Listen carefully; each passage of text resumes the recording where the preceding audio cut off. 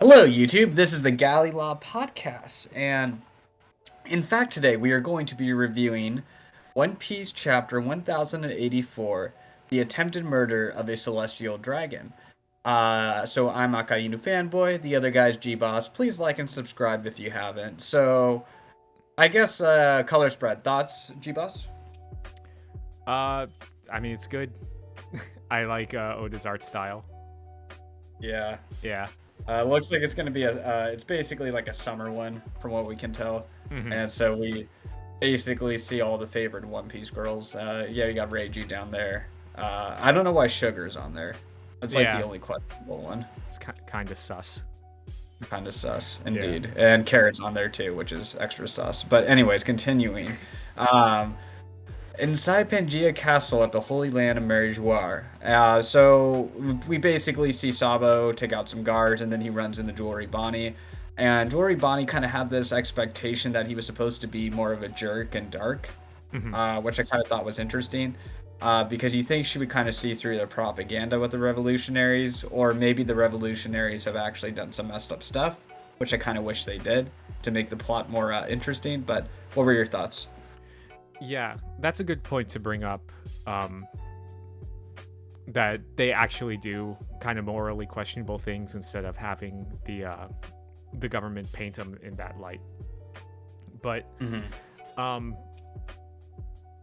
with Bonnie, it seems like her presence in this is kind of arbitrary, like in the grand scheme of what happened with her there. You know what I mean? Yeah. Because, like, she tells, like, Sabo, like, oh, I'm Kuma's daughter, and then I'm going to Egghead to restore my father's mind if we get him. So it seems like she would be a better fit in with the revolutionaries more so than a pirate. You know what I mean? Yeah, right. Yeah, and I think, because we haven't really gotten into the context of why she really, started to become a pirate to begin with, because her dad again became a revolutionary, unless like maybe they had a falling out at some point, so it is strange that she chose the pirate life. Yeah. And maybe, I don't know, maybe I'm reading too much into this, but it seems to me like Oda had other plans for her to do stuff at the Reverie, but I think he's cutting it down a little bit because she's already on Egghead. Yeah, no, that's true, and it was also during Wano, and remember, Wano was just poorly structured and paced to begin with, so that may have had something to do with it. So, sorry, go. I was just gonna say I wanted to bring up the what the guards were talking about, the Phantom Room. What do you think that they're talking about? Do you think they're talking about like the garden that Imu's been in, or what? Yeah, I think there's a good shot of that. Yeah, I think that's kind of where my thoughts were thinking too. Yeah, but how would like guards just randomly stumble into that? Yeah, I guess eventually, I guess you could only do so much in this tower, right? Or maybe they are like informed of the schematics and everything. They just may not know what's in there, and if any guard that happens to go in there, they just get disappeared,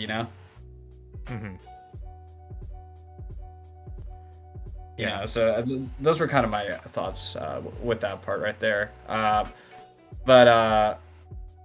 So yeah, aside from that, they talk about their traveling plans. One going to Egghead and then going to Ivankop's kingdom, and it was pretty epic, the Cobra scene here, though. Just to see him ask questions to the Gorosei and to have an extended dialogue. Very brave, obviously, especially without his guards and everything. And I don't know, it was cool. It's like we're kind of breaking a new wall in terms of the One Piece lore, Yeah. In terms of Queen Lily. Yes. Yes. Yeah. So, do you have any thoughts about her disappearance? Do you think that, because what Cobra kind of implies is that the new world government at that point like assassinated her to prevent her from leading her nation, that because she wouldn't become a celestial dragon. I would say maybe that, or I mean, we see later in the chapter that with Emu says her name, so wondering, I think that Emu might have known, because we theorize that Emu has like the immortality surgery on them. Yeah. So yeah, it's kind of interesting because so obviously Queen Lily, your first thought is like, oh yeah, that looks a lot like Vivi, and I think there's also, I don't know, I might just be out of it, but it does seem a little bit of a slight physical similarity to Emu himself, I guess. I don't know. Yeah, maybe the crown. The crown, tall, skinny kind of thing, Yeah. That would be an interesting twist that Queen Lily became Emu, Yeah. So I don't know. That's kind of a thought right there. Yeah. I would say one of the things that points against it, though, in this chapter is that Cobra had a letter about the Will of D from Queen Lily, so... Okay, yeah, true, yeah. Yeah, so... I don't know. It's a lot of stuff that's going to get answered eventually.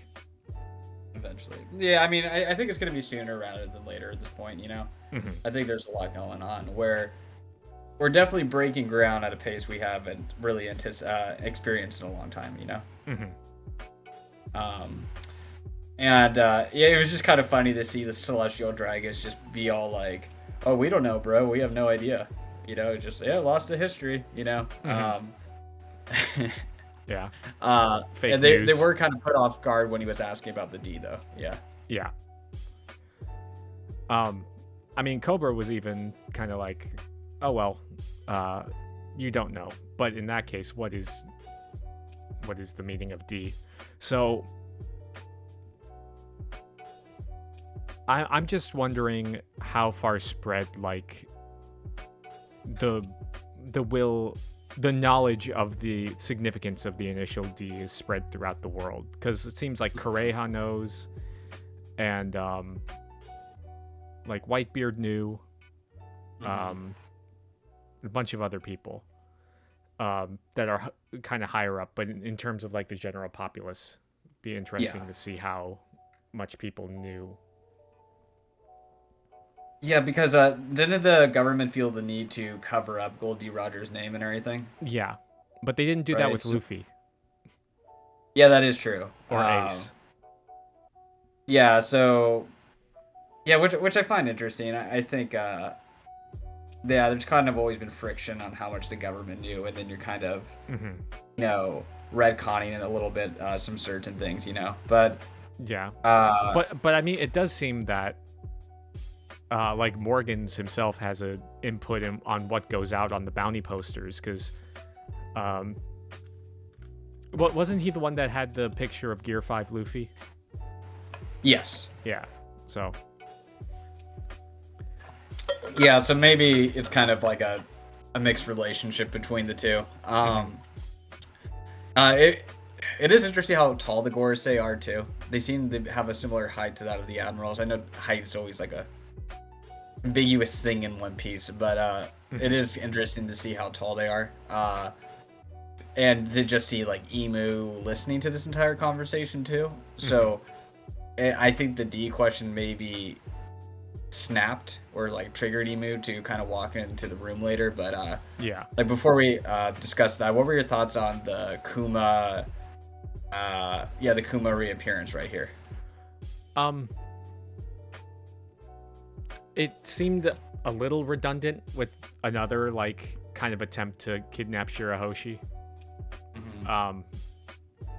But it also shows kind of like the cowardice of the general people, because from our perspective, like our characters that we follow don't really care that much about how scary the celestial dragons are. But even like these higher up, they're not the rulers of the nations, but they're like in terms with like Shirahoshi, in terms of significance, that they're like, oh, we're not even getting involved in this at all. Yeah, right.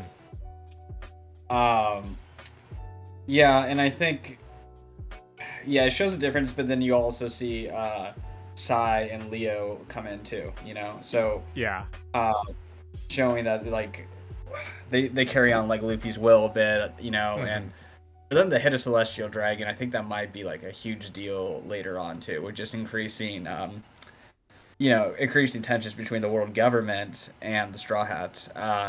And who to think that Sai and Leo would be the ones to do it too, you know? It's just kind of funny. Yeah, they had they got to attack a celestial dragon before even Zoro did, because Zoro was there with Luffy. Like, if Luffy didn't punch the celestial dragon in Sabaody, he was the one that was going to do it. But I did not expect that, because how do you even pronounce his name? Mjosgard. Yes. He's like, oh, I'll take responsibility for this. But I think it's a little different because it's actual people. It's not another celestial dragon that's attacking. But yeah, this definitely cements them as part of the Straw Hat Grand Fleet. Like, they don't care. They are gonna help the people who need it. Yeah, they were pretty devastating attacks too. Oh yeah, this is the one that didn't Sai took out Lao G, right, in Dressrosa? Lao G. Yeah, Yep. This is the attack that finished him off. So like, okay, come on, Oda. He has to be dead. Like, let's just be real. The title of the chapter says attempted murder. So oh, damn it. I mean, he obviously he has the will of D because he's a celestial dragon. Yeah, there you go. That's it, and that's all. You got it. They said the admirals are gonna show up, and then Morley gets in the way. Yeah, you're right. It's a little redundant. I mean, it's a good scene for Leo and Sai, but but I kind of agree with what you're saying. You know. Yeah. Also, I want to see the official translation, because this translation with Charlos's father is literally the meme. Look how they massacred my boy. Oh my god. So I want to see the official translation, and not the meme. I appreciate the early scans, but yeah. No, that's pretty awesome. Do you have any more thoughts on this section though? Yeah, it seems like Leo and Sai probably got away. But if it weren't for the revolutionaries like attacking right now, they probably would have had the admirals come after them, because they're being distracted by the revolutionaries right now. Yeah, I guess CP0 is just taking a nap right now. CP0 is just kind of Lucci's with Vivi right now, and I don't know where Kaku is, or Stussy, but the rest of them are with are just watching the fight with the admirals right now. Yeah, pretty much. Yeah. Yeah, a little bit of plot armor there, but whatever. But then we get to kind of the crazy scene right here is the Great Emu is arriving, and Cobra is pretty shook. And we get to see kind of the weird eyes again from Emu close up. It's the Renegon. Yes, the Renegon. Yeah. And the Byakugan. And all the Gons. But so thoughts on this? Emu is smaller than I thought. I'm trying to remember. Did we see them actually sit on the chair before? Yes. Because they seem pretty small in comparison with the chair. Yeah. That was really the only thing that kind of stood out to me. But it's interesting that that they did decide to show up, and I think, like you said, that the Will of D comment is what really was the impetus for this. Yeah, I heard that, or the mention of Lily too. Yeah, because like I'm mumbling about that. Yeah. Because it didn't seem to be a part of the plan because the Gorys are even shocked by it. I'm interested to, if we don't get a reveal on what's going on with Emu by the time the anime gets to the scene, I'll be interested to see what they do for the voice. Yeah, that's true. Because that could give away some clues. Yeah. I mean, it narrows the gender, but you have girls voice boys though, so maybe not. But yeah, we have a break next week, but I don't think that we're gonna get too many things revealed about Emu this time. Maybe some tidbits, but not like a full face reveal or anything. I think you're correct. Unless Sabo is nearby and sees it all happen, maybe, and that's okay. I think there's a chance we get the full face reveal, maybe, but yeah, I think it's more likely that Sabo just sees Emu in the throne, and that Sabo gets blamed for the death and everything like that too. Yeah, I mean, because Sabo's the one telling this flashback, so it'll be interesting if Sabo knows, like, sees the face, and that's why he needs to be eliminated. Yeah. Yeah. Right. And gets blamed for the death and everything like that, trying to ruin the reputation. Yeah. It was interesting to kind of look at the TCB notes. After some deliberation, we decided to go with Lily as the spelling to better fit in with VB and Taiti.